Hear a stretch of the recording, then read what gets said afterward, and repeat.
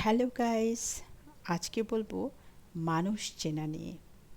মানুষকে চেনা কখনোই সহজ কাজ নয়। হাসি, মিষ্টি কথা কিংবা ভদ্র আচরণের আড়ালে অনেক সময় লুকিয়ে থাকে স্বার্থপরতার মুখোশ।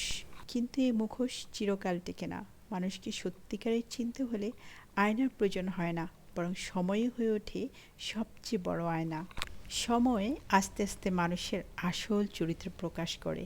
যে মানুষটি শুধু নিজের স্বার্থে অন্যের পাশে দাঁড়ায়, তাকে সময় প্রকাশ করে দেয়। প্রথম দিকে সে যতই ভদ্রতা কিংবা ভালোবাসার ভান করুক না কেন, প্রয়োজন শেষ হলে তার আসল চেহারা স্পষ্ট হয়ে ওঠে।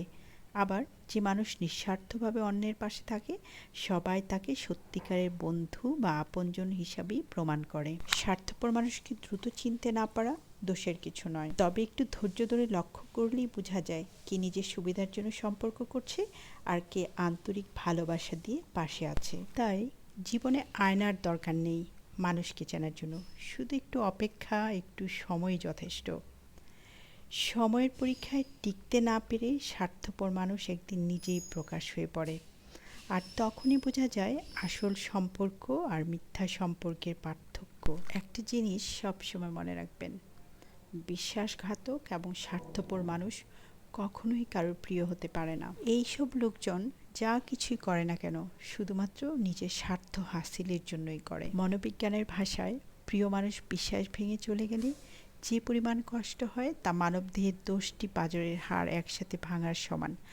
কিংবা হার্ট অ্যাটাক করলে যে পেইন হয়, মস্তিষ্ক সেটা অনুভব করে। একটা মানুষ ততটাই ক্ষতির সম্মুখীন হয় যতটা বড় কোনো অ্যাক্সিডেন্টে হয়ে থাকে।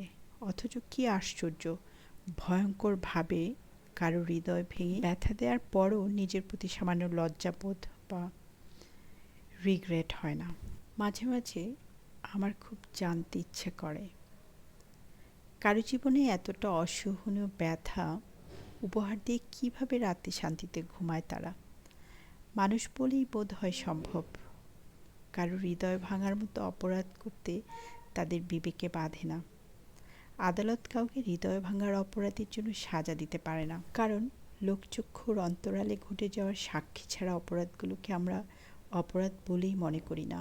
কিন্তু যে মানুষ নীরবে সব কিছু সয়ে যায়, একমাত্র সেই জানে প্রতিটি মিনিট, সেকেন্ড কীভাবে ব্যথা লুকিয়ে বাঁচতে হয়, নিজের ভিতর কতটা ট্রমা নিয়ে স্বাভাবিক জীবনযাপন করার অভিনয় করে যেতে হয়। আর এই সব কষ্ট, ব্যথা, ট্রমা সব কিছুর পিছনে থাকে মুখোশের আড়ালে লুকানো সেই স্বার্থপর মানুষের মুখ।